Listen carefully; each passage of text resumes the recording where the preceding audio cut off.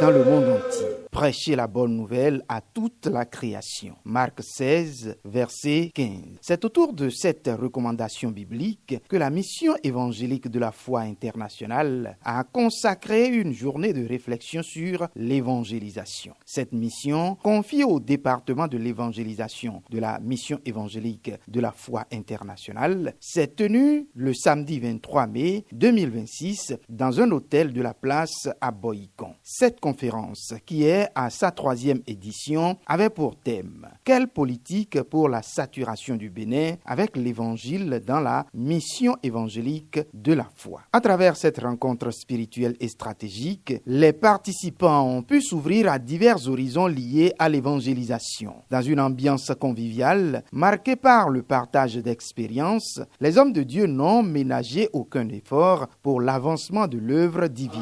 Cantiques, adoration et prières ont rythmé les activités, favorisant une forte connexion spirituelle. Riche en enseignements, la conférence s'est articulée autour de 3 grandes communications animées par d'éminents orateurs afin de mieux décortiquer le thème principal. La première communication, basée sur Matthieu 28, du verset 18 au 20e verset, a porté sur comment gagner des âmes, une responsabilité pour tous. Gagner les âmes, c'est le travail de nous tous.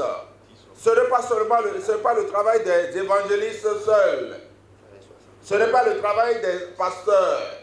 Ce n'est pas le travail d'un groupe donné à l'église. Mais c'est le travail de tous les chrétiens. Alors les bien-aimés dans le Seigneur, c'est le temps pour que nous nous réveillons.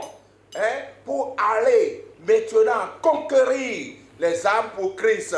C'est une œuvre très importante parce que si une seule âme se convertit, il y a de grandes joies au ciel. La deuxième communication a permis aux conférenciers d'expliquer en profondeur le thème principal de la conférence. Nous sommes venus pour quand même équiper les hommes de Dieu, puisque nous avons campé les chefs de département, nous avons campé les pasteurs, les personnes ressources de l'église, les hommes d'affaires, les opérateurs économiques. Nous les avons campés ici et Dieu s'est manifesté. Dieu s'est manifesté et le Seigneur a pris la gloire. Il y a une révolution sur le plan d'évaluation à la mission de la foi Bénin et je vous dis que nous avons démarré, il n'est pas question de s'arrêter. Cette fois-ci, nous irons très loin dans l'évaluation et le Seigneur va prendre la gloire. Enfin, la troisième communication a mis l'accent sur les stratégies pour une évangélisation efficace et effective au XXIe siècle. Une évangélisation réussie refuse le parachutage culturel. La stratégie définit la vision d'une église. La méthode trace le chemin et les techniques fournissent les moyens pratiques donc de communiquer l'amour et le message de Jésus-Christ dans la langue du cœur de la communauté.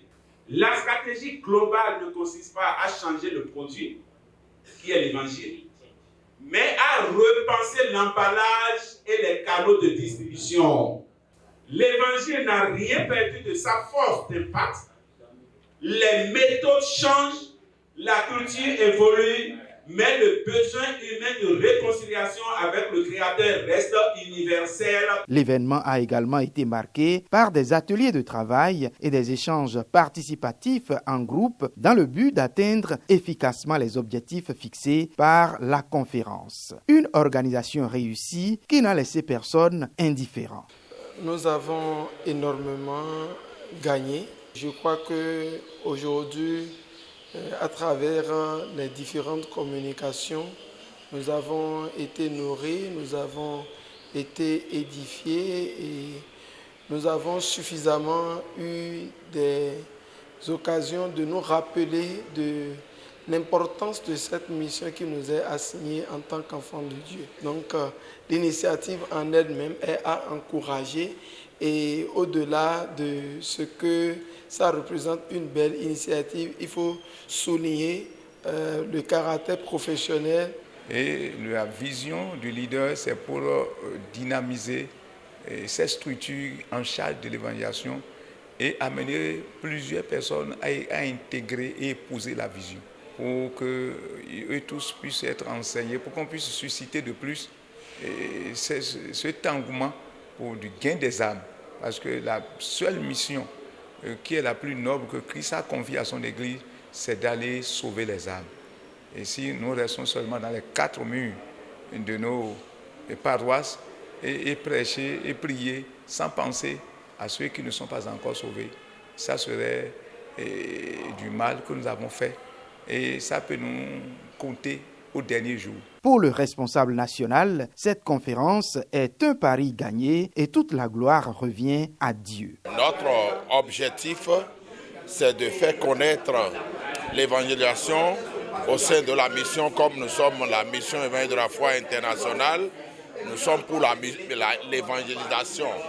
Alors nous avions fait cette conférence-là pour pouvoir faire imprégner les nôtres de l'évangélisation pour que nous puissions lancer sur toute l'étendue du territoire l'évangélisation. Donc notre décision, c'est d'implanter l'Église dans les coins et les recoins.